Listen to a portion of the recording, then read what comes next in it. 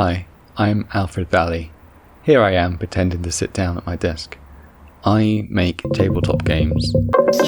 My new one, Brute Fort, is on Kickstarter at the moment. Lots of folks ask me how I make the artwork for these cards, so I made a poll and this one got the most votes for a process video. Gloom Swiller.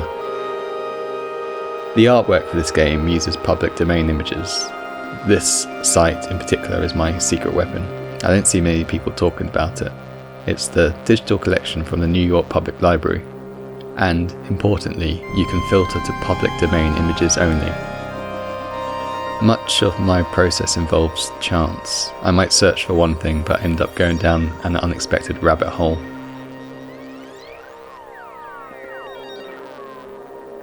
Honestly, surprise is probably one of the best tools I have.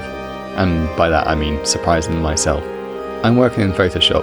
The threshold filter is our dear friend here. This separates an image into pure black and pure white. No in between, no gradients, that sort of thing.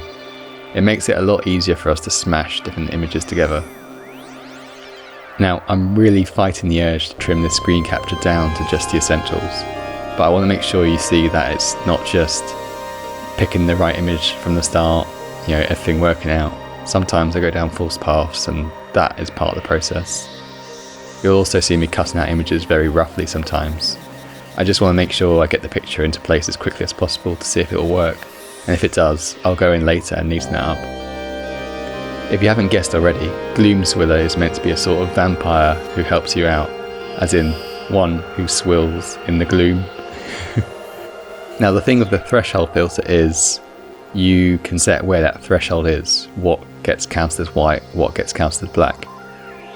And I found that when I boosted the threshold on this particular image, you get this lovely sort of noise that spreads across the face here on the cheek. And I like it because it reminds me of blood. After all, we're making an image of a vampire who's just fed, and it looks like it's just covered their face there. Another trick I often use is combining the threshold filter with a Gaussian blur, which just softens up the details and the edges in that image. It basically simplifies things, and it's quite useful when we're combining images to make them both feel like they're in the same world, they're of the same level of detail.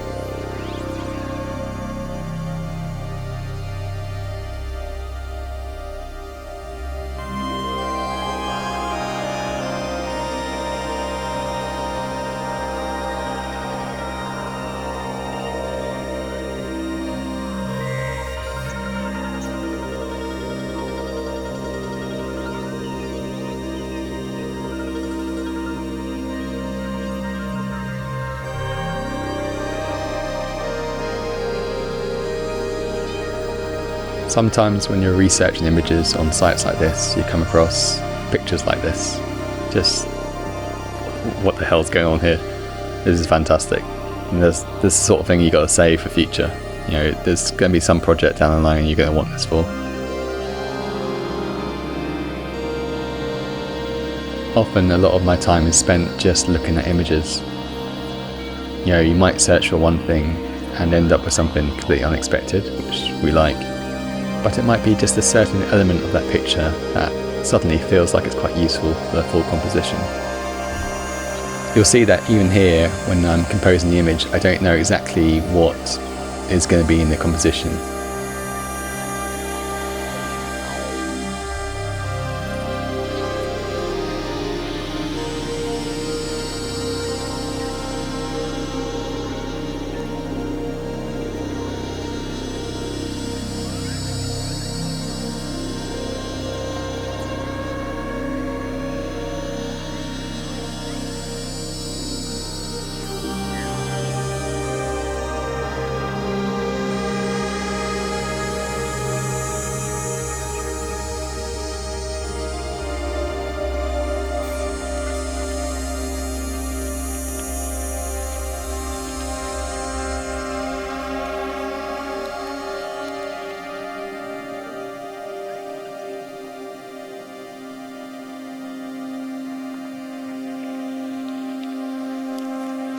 And I'm going to grab my card template to drop in because Sometimes you can see the picture just in Photoshop and it looks, it's looking good, but you need to see the bigger context of where it's going to go.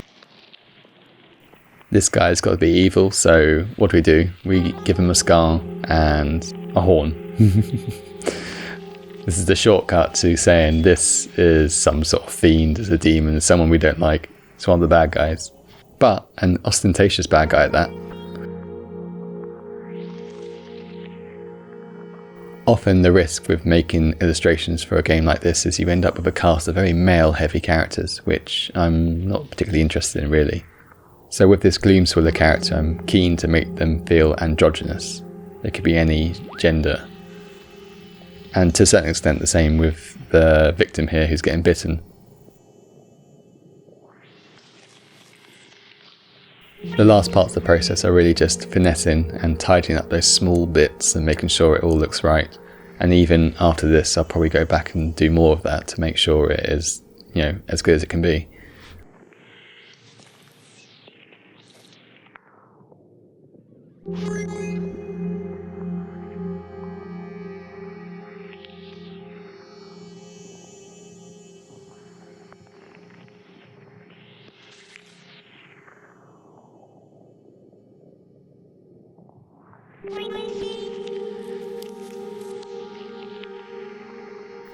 And the idea of this character is that it is repelled by artifacts, sort of in that same trope of vampires being vulnerable to silver.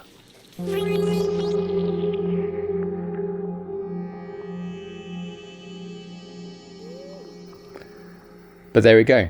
That's basically how I make these cards. Brute Fort is on Kickstarter right now. It's going really well. Hopefully we can reach the stretch goal where this card actually gets put in the game. That'd be pretty cool. The link to the game is in the description.